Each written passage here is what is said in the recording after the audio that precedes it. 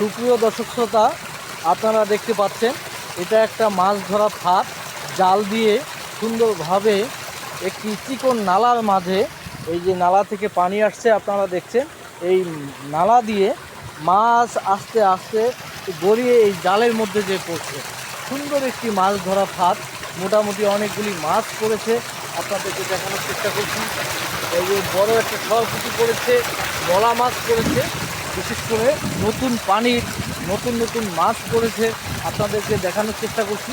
এটা মাছ ধরা একটা জান বলে থাকি, আমাদের এলাকায় মাছ ধরা জান বলে এটাকে। কারণ গতকাল থেকে বৈরী আবহাওয়া চলছে সারা, বিশেষ করে আমাদের উত্তরবঙ্গ লালমনিরহাট হাতীবান্ধা থানায় প্রচণ্ড বৃষ্টি হয়েছে, প্রচুর বৃষ্টি হয়েছে। প্রচুর বৃষ্টি হওয়ার কারণে ক্ষেত খামারে পানি জমে গেছে এবং পুকুরগুলি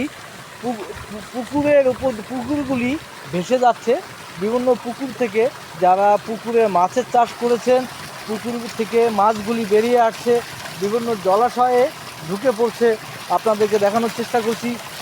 এই জন্য এই জালের মধ্যে অনেক পুকুরের মাছ এসে পড়েছে। আমরা দেখতে পাচ্ছি কয়েকটি বাটা মাছ পড়েছে, সরপুঁটি মাছ পড়েছে, রুই মাছ পড়েছে এবং ছোট ছোট মলা মাছ পড়েছে অনেক। আপনাদেরকে দেখানোর চেষ্টা করছি। আমাদের এলাকায় হাতীবান্ধায় প্রচণ্ড হারে বৃষ্টি হয়েছে। সারা রাত্রি ধরে প্রবল বর্ষণের কারণে ক্ষেত খামার দিয়ে পানি জমে গেছে। এই পানিগুলি এই নিচু জমিতে সবগুলি চলে যাচ্ছে এবং মাছ এই জালের মধ্যে আটকা পড়ছে। এটা একটা মাছ ধরা ফাঁদ, আপনাদেরকে দেখানোর চেষ্টা করছি। আপনারাও যদি আপনাদের বাড়ির আশেপাশে কোনো পতিত বা নিচু জায়গা থাকে, পানি জমা থাকে, আপনারাও এইভাবে এই সিস্টেমে মাছ ধরবেন।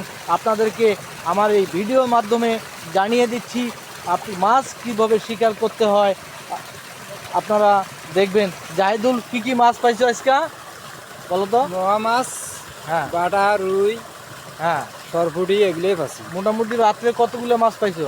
এই কেজি 10 পাচ্ছি। কেজি 10।